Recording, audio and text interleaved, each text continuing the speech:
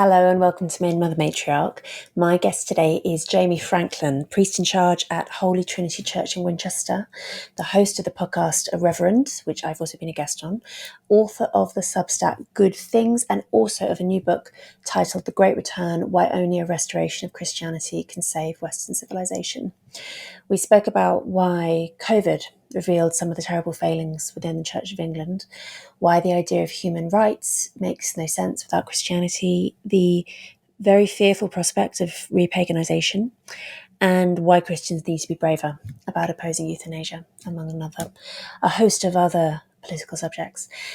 The extended version of the episode, as always, is available at louiseperry.substack.com, where you can also find all of the other stuff associated with the podcast, including the back catalogue of extended episodes, the MMM chat community, the bonus episodes, the writing I do, etc., etc.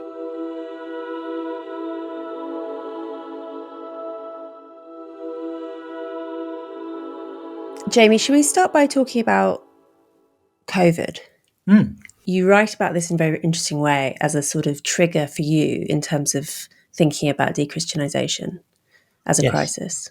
Yeah, so I spoke about that at the beginning of the book because it was a big moment for me in my outlook. Really, even though it happened when I was in my well into my 30s, I think it really did change the way I thought about things, and it was.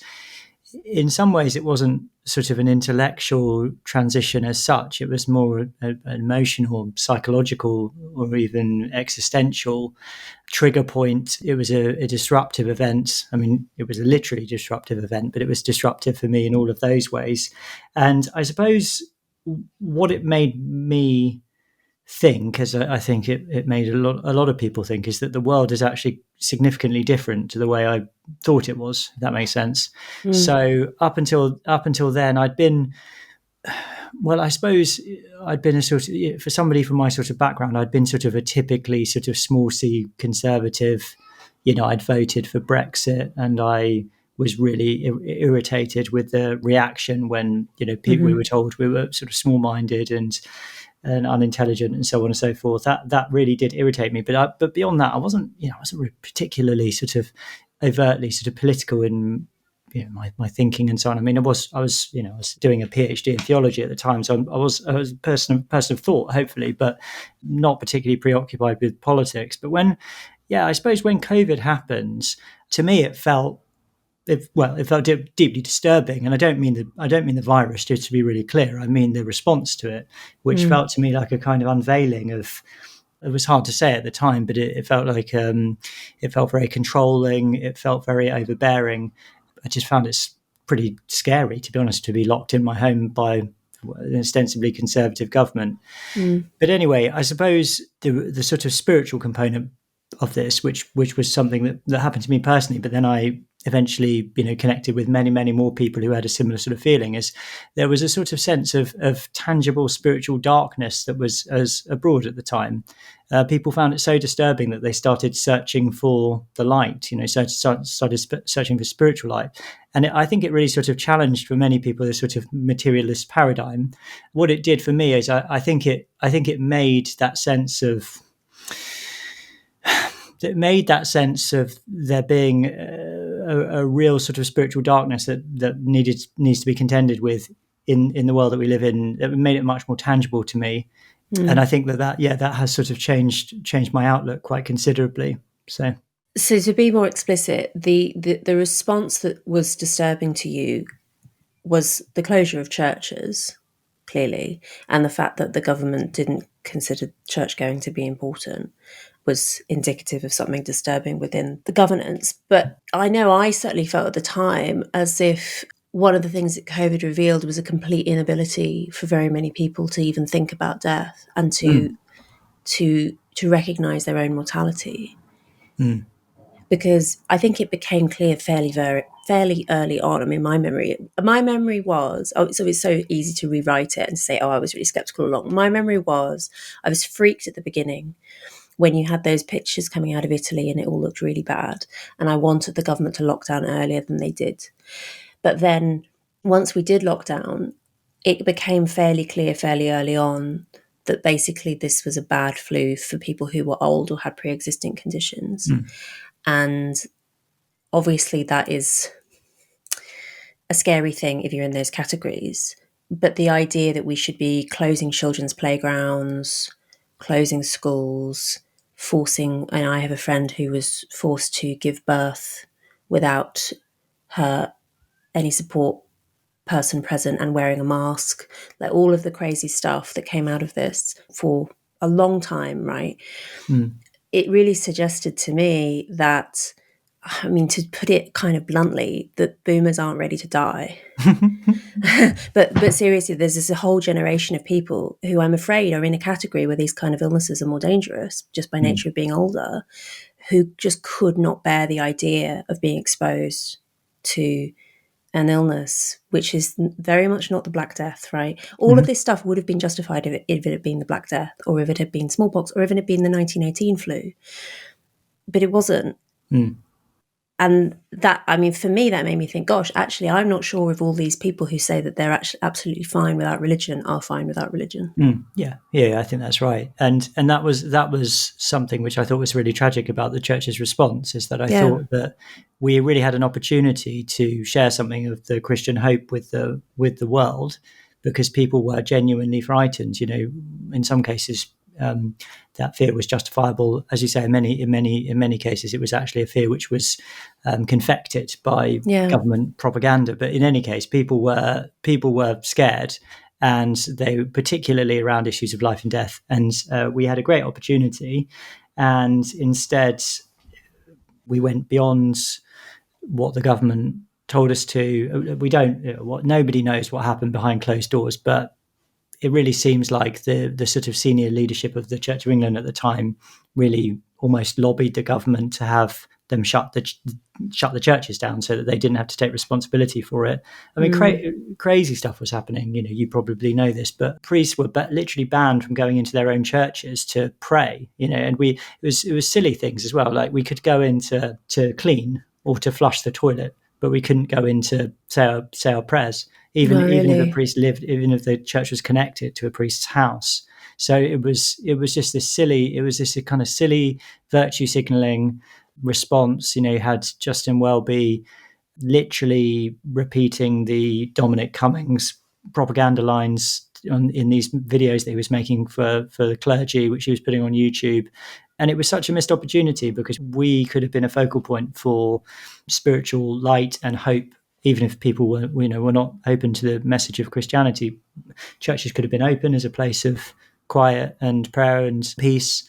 But instead, we shut the churches. I think it was really significant that it happened around Easter as well. Well, at least the churches were pretty much shut down around that time, and we didn't have the bells ringing on Easter morning, and it was the first time for 800 years that the churches in England had been shut in this way. And I think that's incredibly sort of symbolically significant what happened. It was a massive missed opportunity. I do think actually we still have the opportunity now, because I think you can still see, and obviously we could conversation go where you like, Louise, but in terms of this recent data that's come out that the Bible Society has produced around the so-called quiet revival, there still seems to be a real interest in Christianity, which wasn't there before, even now 5 years later. And I think that's got a lot to do with what happened around that time. So I still think the opportunity, funnily enough, is actually there, but at the time we really, really messed it up. Big time, yeah. I can't remember the sequence of events in terms of when things were closed and when they weren't, but I do remember that there was a period during COVID when basically everything was closed, but you could go to church. It was one of the few things that you could do. And actually, I remember going along every Sunday, having not been a reliable churchgoer at all before, going every Sunday with a friend, because it was actually the only thing you could do.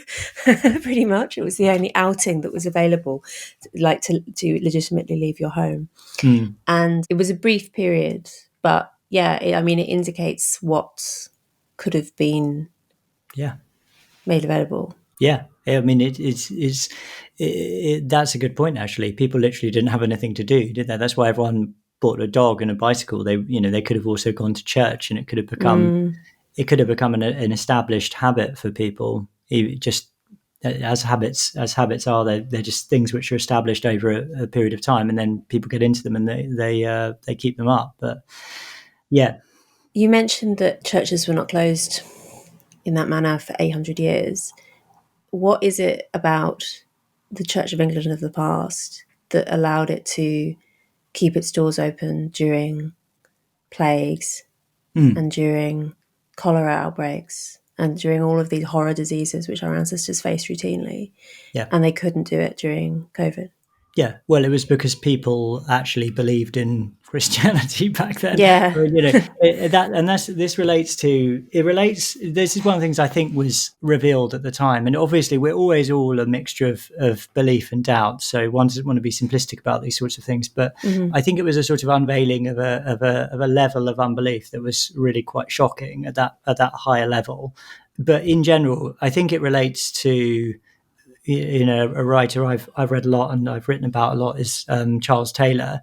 And Taylor talks about the effect of disenchantment upon everyone, not just people who choose consciously and explicitly to reject faith, but also to people who have been raised and nurtured in a culture that's been affected by secularization and disenchantment. So even in this culture, people, Christians, anyone, I'm a clergyman, we're assailed by unbelief in a way which we weren't, 500 years ago. So Taylor's great work, A Secular Age, begins with that question of how is it that 500 years ago it was basically not an option to be an atheist. It was not an option that was on the table. It wasn't an option to reject the supernatural realm. You might have dabbled in the occult or diabolical worship or whatever it might have been, witchcraft, but you couldn't reject it because it wasn't in their social imaginary, as Taylor calls it. It wasn't in their wheelhouse, as the Americans might say. But now, 500 years later, we're in a situation where it's not only possible to reject the notion of the supernatural realm, but to many people, it actually seems like common sense. And I think that one of the things COVID revealed, or the response to it revealed, was that sense of being secularized in the church is actually really, really deeply embedded, such that when a crisis comes along like this, the instinctive reaction isn't, well, this is an opportunity to share Christ with people and the hope of eternal life. The instinctive reaction was, well, we don't want to be seen to be endangering people's physical safety, and we want to be seen to be doing the right thing. So let's do everything we can to be seen to be complying with the rules and regulations, and no pushback whatsoever, not even a suggestion of anything. And the historical record bears this out as well. When you see the responses to, for example, the Black Death in the 17th century, and many other examples could be given of churches not only in England but elsewhere in Europe. There's an incredible example of St. Charles Borromeo in 16th century Milan, when it was an incredibly deadly plague. And, not only were churches not closed down, but religious ceremonies were ramped up, and you had processions and churches filled with people, the masses happening left, right, centre. Charles Borromeo heroically ministered to the sick in that context.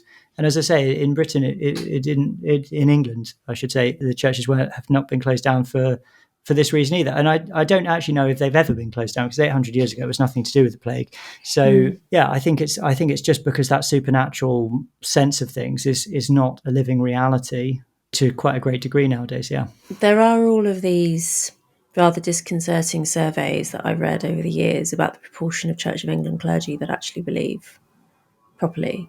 Yeah. Do you think that maybe one of the things that was uncovered is actually quite a lot of clergy are not actually signed up to the supernatural aspects of Christianity?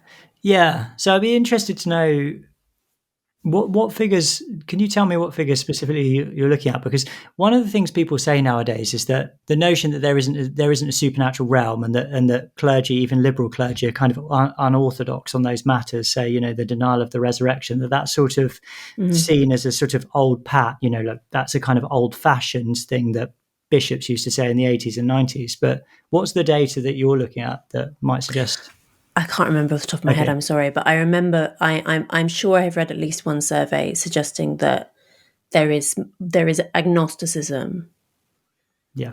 within the clergy to a disturbing degree. Yeah. Well, I mean, to be honest with you, it wouldn't particularly surprise me if that were the Yeah. case. Yeah, and obviously one is speaking in generalizations here, but clearly there is a significant part of the Church of England that is interested in secular political activism more than the supernatural aspects of Christianity. So it wouldn't really surprise me at all if that were the case. Sorry, my kids are above me and they just banged on the... That's okay. I mean, to get it onto the thesis of the book, the broader Yeah. thesis of which COVID is one facet, I wrote down a quote here that I'm going to ask you to justify. The decline of Christianity means the decline of humanity as we know it. Yeah. Yeah. Go on. Oh, okay. Well, sure. Thank you for that. By the way, in the book, I wrote about you, and I actually wrote a particularly critical footnote, which I reread the other day, and I think it was before you came on my podcast, and I reread. I didn't read the footnotes. Okay, so well, that's fine. Don't read it. I just say no. I just think it was a bit harsh because I think it was assuming that you were coming at things in your book from a purely atheistic viewpoint. And I think after talking to you, I don't think that's the case. I don't think it's a fair representation of where you're coming from. But I have moved as well. So I mean, I started writing that book like 6 years ago or something, 7 years ago. So I have moved a bit. We did talk about this when I came on your show. Yeah, for sure.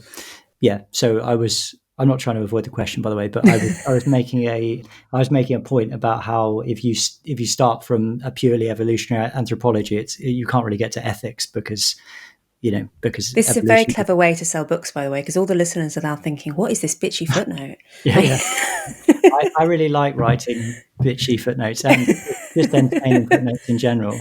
I don't like I don't know if you know the philosopher Slavoj Zizek. I don't really like his thought because I find his thinking completely incoherent, and I disagree with the bits of it which I can understand. But he really writes great footnotes, and I've always had this idea that I'd like to write entertaining footnotes. So anyway, so just buy the book for the footnotes. But yeah, the actual substance of the argument. Yeah, so well, basically, again, we have been conditioned in the West, let's say broadly speaking, to believe on some level that human beings are important, that human life is important. One might even say sacred. And this is where we derive notions which have now been unmoored from their, Christian origin, I would say. So when people talk about equality, for example, the only reason that we possess such a notion like equality is because of the Christian framework, which has informed Western civilization for 2,000 years. It's not something which is present in other cultures which don't have that or haven't been influenced by that framework. So on some level, we still retain this belief that human life is important, if not sacred, and that as a result, we should treat each other with respect and we should treat each other with compassion, that we shouldn't discriminate for reasons which are beyond other people's control, for example, how old somebody is or what sex somebody is or what race somebody is and so on and so forth. So all of these notions are sort of thoroughly Christian notions, even if people have forgotten about this. My argument, and this is really a central argument of the book, is that as we unmoor ourselves further and further away from Christianity, as that cultural memory of Christianity becomes ever more distant, then the Christian framework, I'd call it a metaphysical framework, which inform those beliefs, will cease to have such an effect. And we will move into a situation in which we don't necessarily have that inherent sense of the value of each human being. I hesitate to use words like equality nowadays because I think they've got such unhelpful political connotations, but the value of human beings and that sense of compassion and love and respect that we should have for all human beings, regardless of these things that we've spoken about. As we move away from that, then things will change in ways that perhaps we're not expecting and perhaps we might not like and we might not be comfortable with. And I think that you see this at the extremities of life. I do think that the legalization of abortion and the proliferation of abortion that's happened since the late 60s, I do think that is the first shoe to drop. But I think the next shoe to drop is euthanasia, really, in terms of a big, a large scale change And I think, well, I absolutely guarantee that if euthanization is legalized, that it will proliferate in the same way as abortion has, and in the same ways you've seen it elsewhere. When you hear politicians like Kim Ledby to say, we'll only make it possible for people who've got 6 months left to live, I guarantee that will change. And people, you've already got Labour MPs lobbying for it to change even before it's been legalised. That's because the metaphysics will allow it to change, because it's completely arbitrary. You can't just say, well, it's 6 months because I decide it's 6 months, because other people will come along and they'll employ exactly the same logic that you've employed in order to say that it should be expanded. And they'll actually make it an issue of equality. They'll say, why should these people have this right to do this and me not? So there's that stuff. So I think in terms of life and death, but I also think in terms of, as I write about in the book, and you've written about this as well, very, very, very well, the relationship between the sexes. We have this idea that we'll always have this situation where men are expected to treat women with respect and, not dominate them and so on and so forth. But why? I mean, the reason is because Christianity has influenced us to think that this is the way that we should treat one another. You might say, well, there's some kind of innate moral sense in us that points us in that direction as well. I'm not completely close to that, but it certainly happened within the context, the framework of a Christian civilization that's embedded that idea in us. And I point out in the book that even in the scriptures themselves in the New Testament, there are radically egalitarian ideas that are often not given enough thought. And well, frankly, most people don't even know about them. The way that the Apostle Paul writes about husbands treating their wives, for example, which would have been absolutely unheard of in the first century.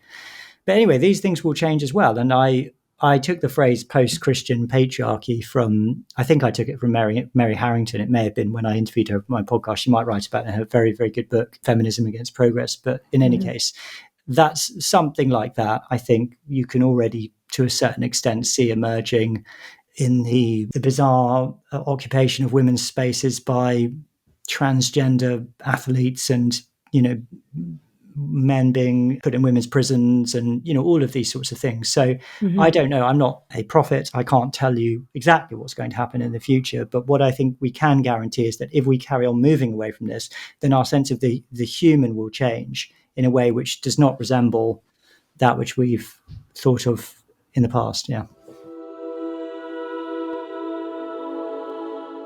Maiden with Matriarch is brought to you by Qualia, the advanced nutrition brand that's raising the bar on what's possible in the world of human longevity and health optimization. If you're struggling with tiredness, low energy, lack of focus, aches and pains associated with aging, generally feeling run down, struggling to recover from gym sessions, you are not alone. I know how it feels. I was really struggling earlier this year with postpartum recovery, dealing with a lot of joint pain, just not bouncing back at all. I started taking Qualia Senolytic at the beginning of last month, and maybe it was coincidence, I don't know, but that was the month that I really started to turn a corner, feel better, actually start making some progress in getting my fitness back. And a double-blind, placebo-controlled clinical trial of Qualia Senolytic did find that it improves joint function, exercise recovery, and immune function.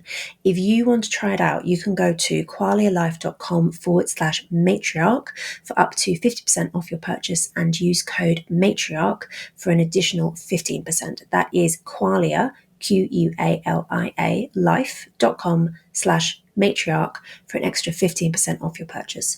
Your older self will thank you. And thank you for Qualia for sponsoring this episode.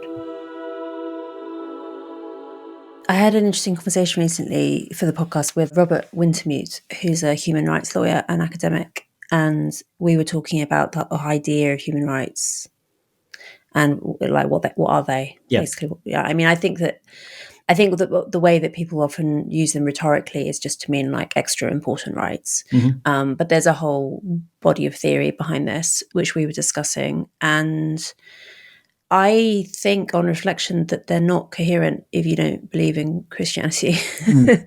Basically, I mean, even though of course some human rights, some rights that have come to be widely understood as being human rights by the various bodies that govern these things are not in keeping with the Christian tradition, e.g. LGBT rights, right? But the idea that there's something about human beings which imbues them with this special something which has to be protected. I mean, like, if you don't have a sacred belief, and if you don't have some backstop, if you don't have the Bible basically sitting there saying the Bible tells us that this is true and we believe this to be the word of God and that's it, then basically you end up just a bunch of academics write a list. Yeah. And they try and impose it on the rest of the world with more or less success. Mm-hmm. And what is the actual moral backing for this? Except for, I mean, the way that people always talk about human rights, which I find difficult, particularly from when you're coming from a secular position, is they talk about going forward, going back, being behind. It's got this clear kind of telos, right? Yeah. That we ought to be aiming for this particular perfect model of how humans should treat one another. And I think, where's that coming from? Yeah.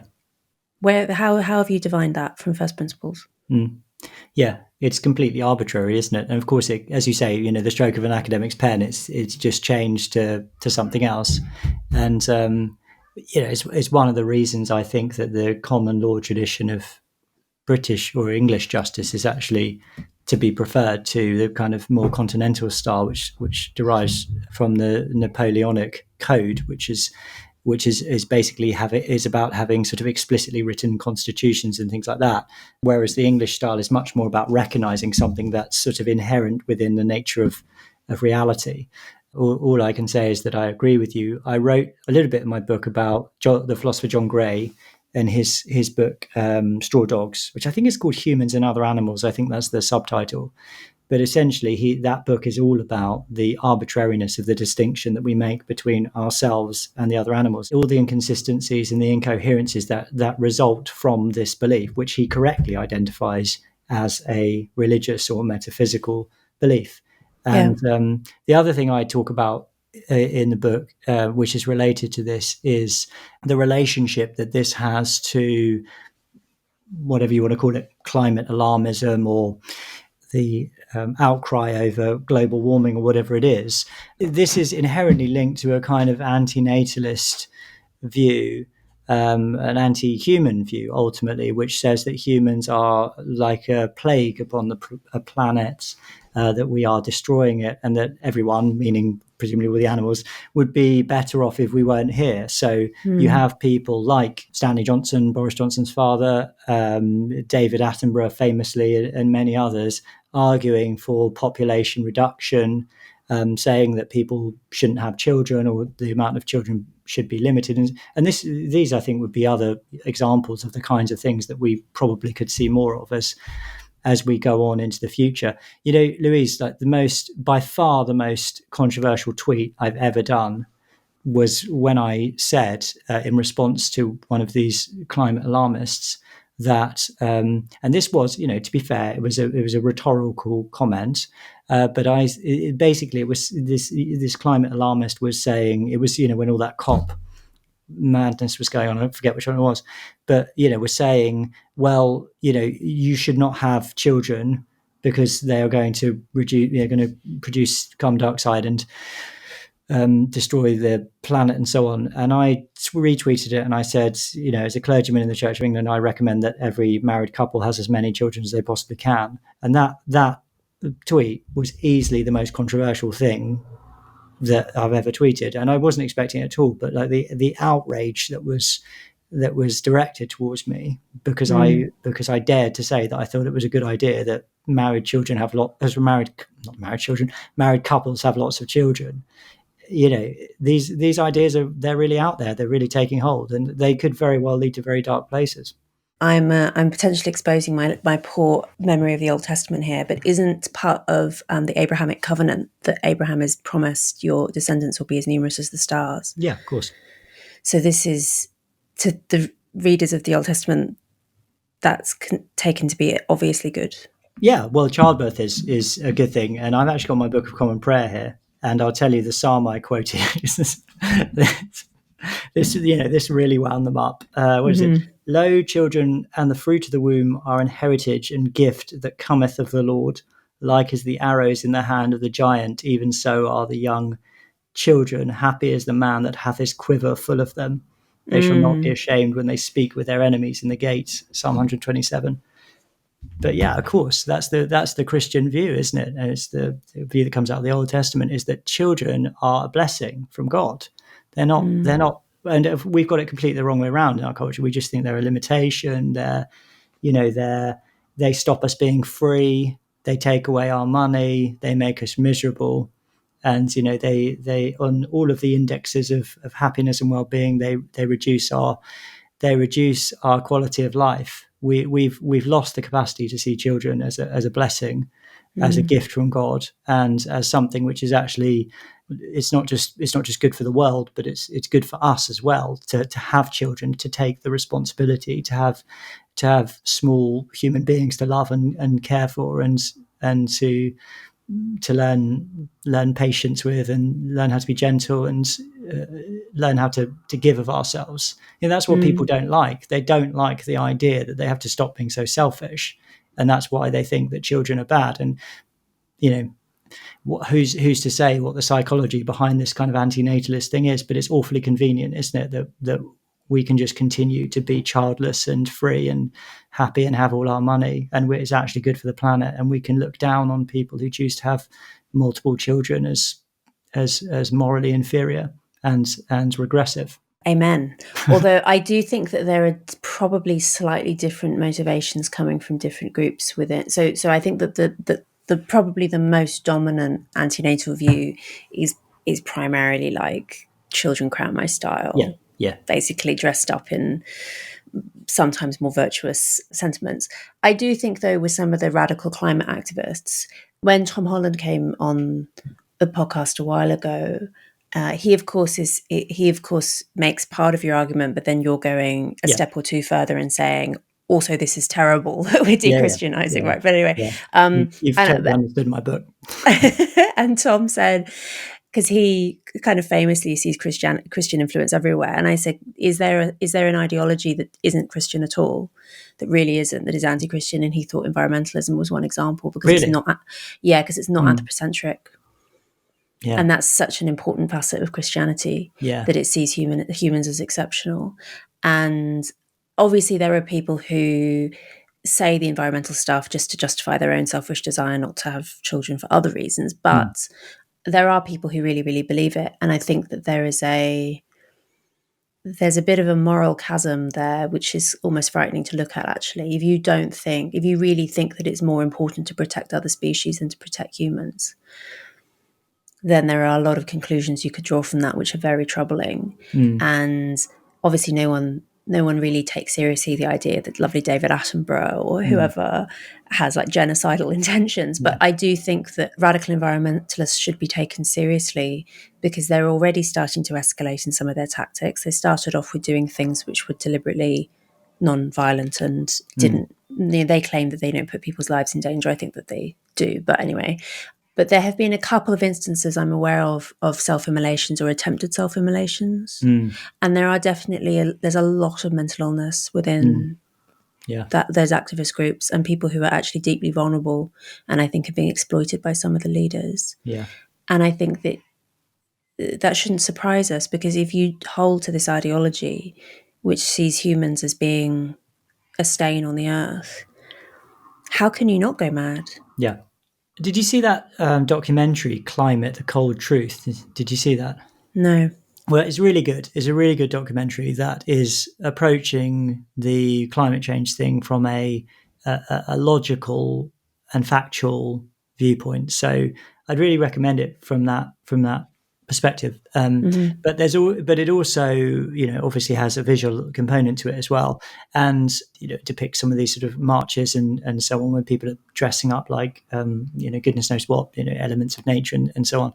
But the thing I thought about that film is that it's very good in sort of laying out the lack of evidence and the logic against the sort of extreme environmentalist positions that are routinely taken as common sense. But what it doesn't take into account, explicitly anyway, is the religious component of the whole thing. It's thoroughly religious. It's got an overt sense of religiosity to it. So people dressing up like trees or animals. This is, it's sort of evocative of a pre-Christian pagan pagan style of worship, I would say. And all of the kind of religious leitmotifs are there, including the desire that people have to martyr themselves in the cause of, something which is greater than they are. I think that, and this is kind of speculative, but it remains to be seen whether this is actually what's happening, I suppose. But again, Taylor talks about the way that he calls it the axial revolution, where you had essentially paganism prior to this, 4000 BC or something like that. So you got paganism and the sort of the ontological aspect of paganism is that there's no transcendent beyond, there's no sort of God in heaven or anything like that. There's just the earth. And so what people do in that circumstance, because they've got to direct their, the sort of innate tendency that human beings have to worship, they've got to direct that somewhere. And so they direct it to the things in nature that they can see, which are more powerful than they are, principally the sun, but other things as well, the moon, or the trees, or the sky, or the ocean, or whatever it might be. And in the axial age, you do get this shift where people start to conceive of a transcendent divine realm, and they start to move beyond that sort of pre-axial paganism and start worshipping gods that, at first they're sort of anthropomorphic, but then the sort of concept of sort of transcendent monotheism kind of emerges beyond that. But I just wonder what's going on in that sort of conceptual sense for people now. Are we now reverting to a sort of, our social imaginary is reverting to that sort of pre-Christian paganism, where we can't, it's not only that we find it hard to be religious, it's that we find it hard to conceive of anything beyond the natural world. And now what people are doing is they are reverting to that sort of pre-Christian pagan sensibility, but they're doing it in late modernity, in a highly technologicalized society. So it looks really weird, but nevertheless, there's something very, very primitive about what's going on. They are sort of re-primitivizing. So I've made up that word, I'm sure, but that is maybe what's going on, I think. It's just speculative, but that sort of seems to me what's going on.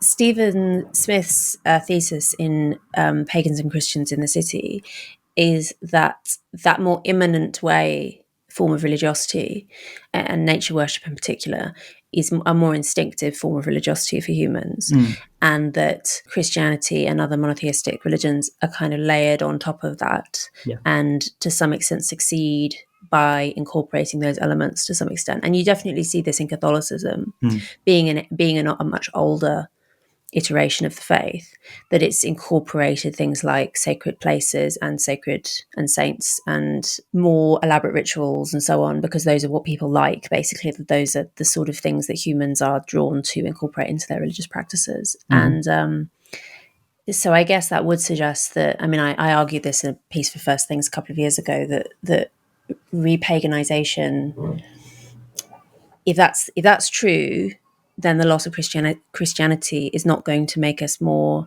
rational and Dawkins-esque. It's going to make us more pagan, because we'll exactly as you say, that we'll revert to our instinctive way of doing things. So I'm just trying to understand Smith's argument there as it relates to paganism and Catholicism. So, you help me straighten this out, because one of the things that I think is a real loss as a result of the Reformation, particularly continental Reformation, but it happened here in England as well, is the loss of the sense of the sacred, right? So we, closed down all the monasteries and smashed all the statues and so on and so forth. But it's not just the sense of sacred place that we lost, but we also lost that sense of sacred time as well. So the calendar was basically, it wasn't totally abolished, but it was largely abolished. And I don't know whether you come across Bijan Omrani's new book, God is an Englishman, but he's got two very good chapters on this, the loss of sacred place and the loss of sacred time. And that to my mind, created, well, not just that, but that was one of the things that created the conditions for modern secularism, because that's a way of desacralizing the world, right? So you no longer have anywhere sacred. John Calvin says, well, everywhere is sacred, but that's just a way of saying nothing is. and all times are sacred, which is another way of saying no times are. So you end up with kind of modern secularism. Human beings are therefore sort of bereft. They don't have an outlet for these instincts which they naturally have. And maybe that goes on for a while and people are sort of happy with it, but there is a sense in which the religious impulses of human beings will reassert themselves in some way. So it depends what you meant by Catholicism when you were talking about that, but it seems to me that that's why you need. I mean, I consider myself to be a Catholic Anglican, and that's why you need Catholicism, is because you need that sacramental engagement with the world. And Christianity, if you don't, it reverts to secularism and atheism eventually. Even if you as an individual Christian can hold a sort of a sort of post-Reformation view as an individual, eventually what will happen is the metaphysics will kind of work their way out, and you'll end up with this kind of desacralized cosmos. But I don't know, what do you think about that? Or people will but just become very chaotic in their religiosity. I mean, I had Esme Partridge on the podcast recently talking about witch talk and occultism on social media and so on, and there does seem to be this crazy constellation of things that people are being drawn to in the de-Christianized period. Yes, I mean, I suppose one way of reading the Stephen Smith thesis, I don't actually know if he's Christian, I can't remember, having read it a while ago. I think he is. Yeah, you could, I suppose, read it in a more critical stance towards Christianity and say that Christianity, in some sense, tries to wrench people away from their instinctive religiosity. And maybe it shouldn't. Maybe it's suppressing. I mean, Christianity does pay less attention to the natural world, for instance, than pre-Christian religious traditions. And maybe people need that kind of feeling of being embedded within the natural world. It's worth saying on the environmentalist point, because I meant to say it at the time and forgot when we were talking about earlier, that you can, of course, it's not as though Christianity and environmentalism are opposed. You can, of course, I mean, Genesis is very clear on this, right? Sure. Like that humans actually have a duty to look after the natural world and animals. Yeah, for sure. It's the view that humans are in opposition to the natural world that I think the radical environmentalists take, which I think is kind of impossible to square. It's a very important point to make, is that, I mean, again, this is sort of slightly Tom Hollandish point here, but the whole notion that, we have some kind of responsibility for the natural environment is at the very least congruent with the Christian framework, if not dependent upon it, because as you say, from the first page of the Bible, we're taught that God created the world and the world is very good, and that he gave human beings specifically dominion over it. So it's not only that we have to sort of not wreck it, is that it's our responsibility to maintain it and take care of it.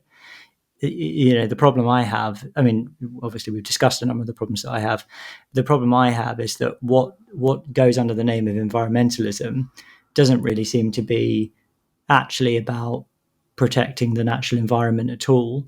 It doesn't seem to be about making the world a beautiful place, preserving its natural beauty, and so on and so forth. It seems to be about like highly technologized attempts to intervene in ostensibly damaging human behavior in order to set right the world, so that certain catastrophic events won't follow. So as an example of this, recently there's been reports that there's a government agency, I actually forget its name, but it's funded to the tune of tens of millions of pounds, set up by Dominic Cummings, that's doing research into releasing aerosols into the sky in order to block out the sun. And it sounds like a joke. It's literally a Simpsons episode. Yeah, I was about to say that. So Mr. Burns does in Who Shot Mr. Burns.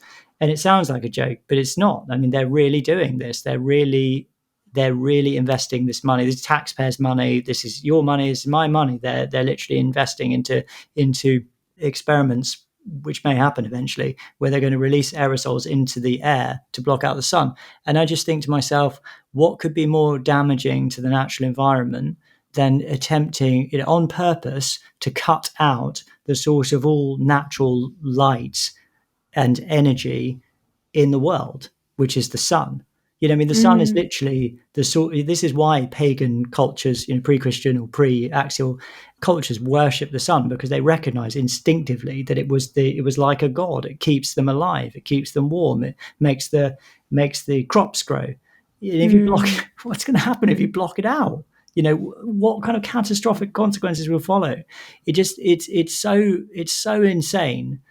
And again, how can the most, you know, ostensibly the most intelligent, the most well-educated people, the most, you know, the most powerful people, well-educated, apparently the most sophisticated people who've ever lived, according to their own view of themselves, how can they end up with the conclusion that we should block out the sun?